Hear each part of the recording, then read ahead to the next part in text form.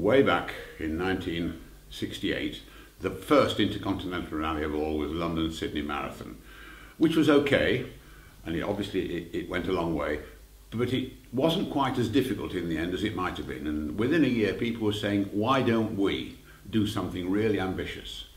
This was the point at which a marketing specialist called Wilton Dixon got together with Paddy Otkirk and said, wouldn't it be good if we could organise a rally that had a football aspect as well? So the whole idea of the World Cup rally was A, it was run very close to the 1970 Football World Cup, and B, it linked the 1966 football headquarters, London, with the 1970 headquarters, Mexico. Fabulous excuse, and in the end, the route was amazing.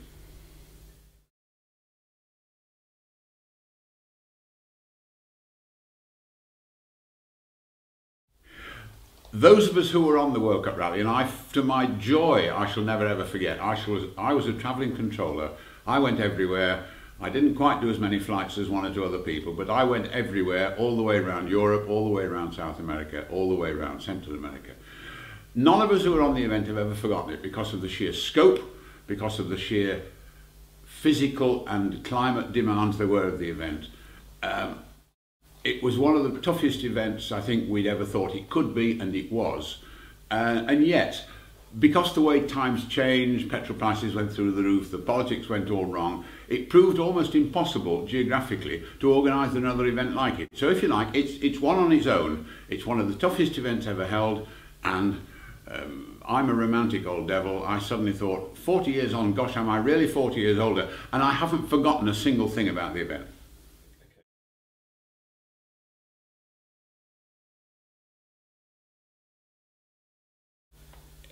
In the few years leading up to the event, I was involved in rallying, I had been involved as a co-driver and then turned to the more gentle side of being a technical analyst and particularly a writer, because I worked for Autocar magazine at the time, and then decided to make some real money and move back into the industry. So I'd only moved back into the industry, in fact, working for Chrysler UK. When it was proposed, the organiser, or the route organiser, one John Sprinzel, started ringing round all his old mates saying, I need your help. How would you like a 6-week holiday at the Daily Mirror's expense? We need somebody to run controls, we need somebody to do this, we need people, a small group of people with experience of what rallies are.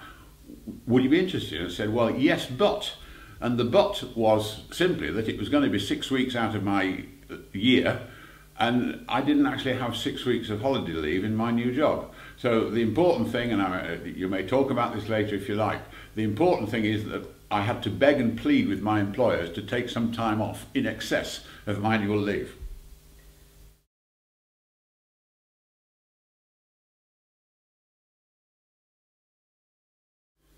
It was a unique event for several reasons. One was that the factory team still had got the impetus and frankly the financial resources to tackle the event. They'd all whetted their appetites with the London-Sydney Marathon, which, as I think I said, turned out to be rather too easy.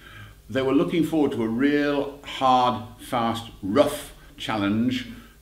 So there were major work teams from Ford, from British Leyland, from Citroën in France, from, don't laugh, Moskvich in Russia, and one or two people like that. But they all threw a lot of money into the event. They knew, I think that we all knew, that this event was going to be the pinnacle.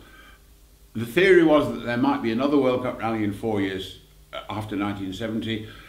This came immediately after the first energy crisis, and it never happened, by which time world rallying had become much more important. Therefore, the factories spent their money on World Championship rallying thereafter.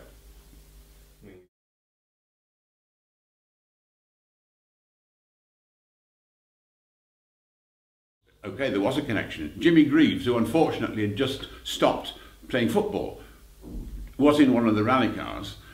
The draw for who started which and when was done by Bobby Moore, the footballer.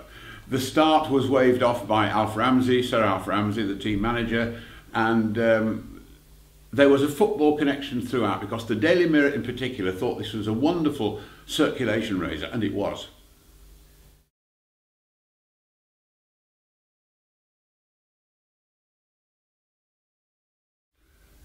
When the entry list closed, it was just over 100 cars. 90 some started from Wembley Stadium in London, and 70, I'll give you the details, 71 reached the end of the European section, then crossed the South Atlantic by sea, but only 23 got to Mexico City. There was a point about a week, it just went on forever. There was a point about a week from the end of the rally when the organisers seriously began to wonder if enough cars would make it to the finish. Fortunately, the walking wounded were still walking and were still wounded for the last week, so it was 23 cars made it to the end.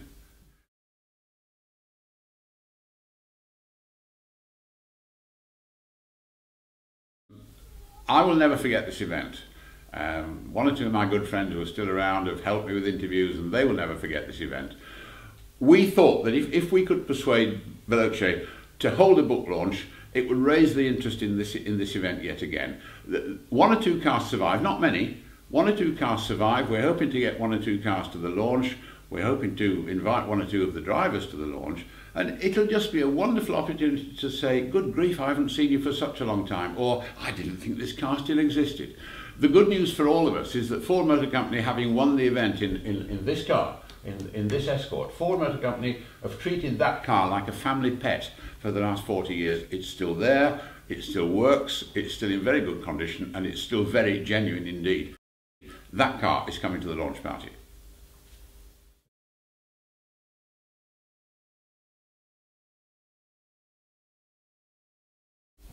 One of the joys of working with Veloce is that most of the staff are enthusiasts for motor cars. And 2 or 3 years ago, Rod Granger and I got together and we said, wouldn't it be wonderful if we could somehow afford to do a special book on what I call rally giants, the most important rally cars in history. And we started with the Austin Healey 3000, which is 50 years old, and we've been coming up to date. I did all the work to do 2 more books, which are coming out in the year 2010. 2 more books, and all the work's done, and they're coming through the system. They couldn't be more different in a way, because one of them is on Saab 96, which was the sweet little Swedish company, front-wheel drive cars, and the other is the ultra-professional outfit, the Lancia Delta Integrale. And I've done all the interviews, I've got all the facts and figures. These 2 cars were both rally giants in that they both changed the face of rallying. Like all the other cars in the Rally Giants series, my theory was, is this car important enough? Did it change the way people go rallying? Yes. In terms of the Saab, the first really agile, bomb-proof little front-wheel drive car came before the Mini Cooper.